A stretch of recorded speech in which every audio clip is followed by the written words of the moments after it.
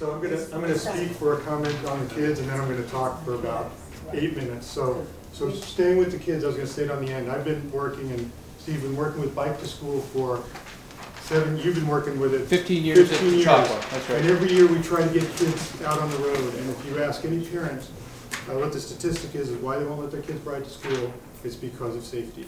The kids can pedal, they can go up and down hills, they're perfectly capable. The school has made amends for parking bikes. They've really worked with us. Cascades worked with us. But now, 2 days before May, Bike to Work Month, I don't want to bring kids out on the road. And so you're talking about something that's stopped maybe a decade of progress as far as getting the kids to ride. I mean, let's face it, all the adults here, we can handle it. Yeah, get a mountain bike, ride on the strips if that's the end of the, that's it. But as far as for kids, you've changed the whole dynamic of riding on the best road we have for kids that's flat and wide, goes to the schools, goes to the stores, goes to the ball fields. So it is the artery for the kids, and we've cut it. So that's it's true. Yeah, at the end of the day, we can probably all handle it, but for the kids, we've really set things back quite a bit. Okay, so BikeVashon.org. About a quarter of the questions have been addressed already, but I'm just going to go down the list that we had. We're hoping to get some feedback tonight, especially from Henry. Especially one of the big questions is why some of the design was changed when the specs say 50 miles an hour, and we had some rumbles put on lower mileage and how those decisions were made. So we want to really get that answered tonight. So after I talk, well, hopefully we can talk about that. So we've broken up our topics into 4 areas. 1 is communication, 2 is policy, 3 is necessity, and 4 is bicycle safety. As far as communication, we want to know going forward, how do we communicate with the DOT? What's the best way? Who's our advocate there? So I don't know if you can answer that tonight, or we can know that fairly soon, because we want to know how your communication channels work and how to take best advantage of that.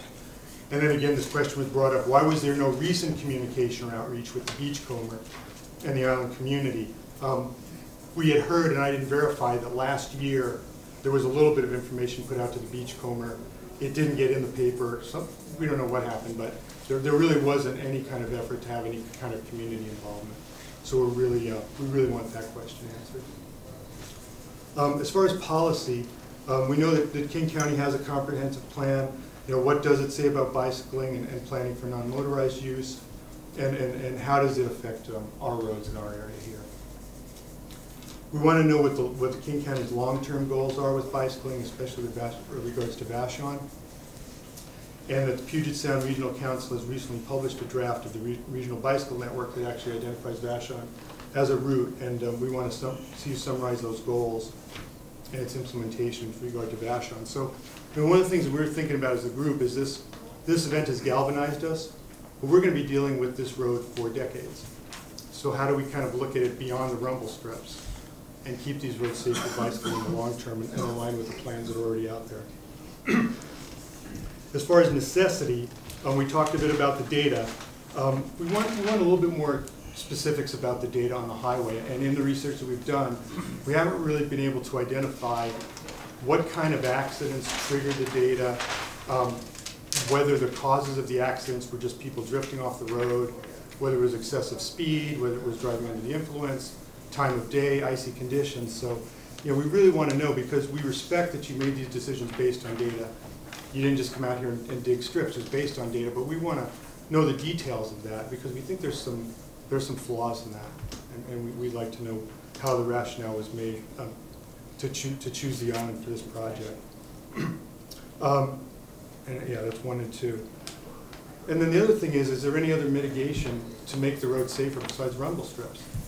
I mean, there must be. I mean, we're definitely not for just ignoring this. We want the road to be safe for cars and bicyclists and all users, but there must be some other options besides rumble strips. And have those been taken into account, and the same kind of statistical analysis given to those as options as the rumble strips. As far as bicycle safety, can anyone explain how rumble strips actually do not adversely affect bicyclists, either from a safety or mobility standpoint? And we've talked about that with some very specific examples in this room, that after a couple of weeks we already have people who are changing their bicycling habits because of this.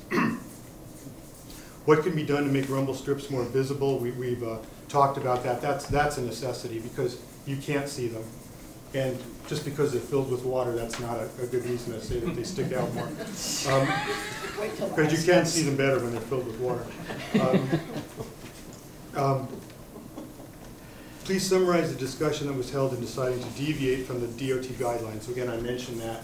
The guidelines specifically say 50 miles an hour. We put them in areas that were not 50 miles an hour. And that's something we'd like to know why that was deviated from, and if there's a statistical reason for that. We also have questions of what guidelines did you use. I think we actually know that, but we want to verify it. One of the pieces of information that came out recently was that the guidelines were recently changed. The federal guidelines were recently changed in November. So were you going on the guidelines from November or the guidelines that were published in April? Because I think they were updated due to complaints from cyclists and pedestrians. And we posted that on our website. Then we also talk about, since the only clean cycling service has been 18 inches immediately outside the fog line, what will the King County Department of Transportation do about keeping the remaining shoulder free of gravel and debris? Because we have less of a safe area to ride. And how are we going to maintain that in the era of budget cuts? And the other thing we want to request is we want to see if we can get a copy of the original grant application for this money, for the rumble strips.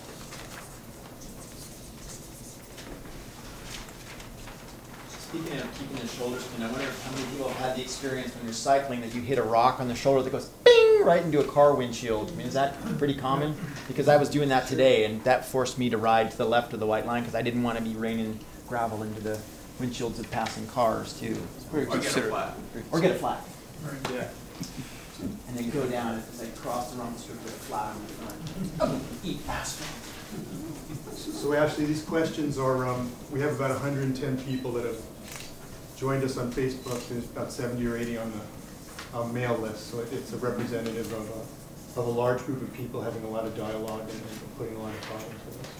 So these are questions we have. We've already turned them in. So can we ask?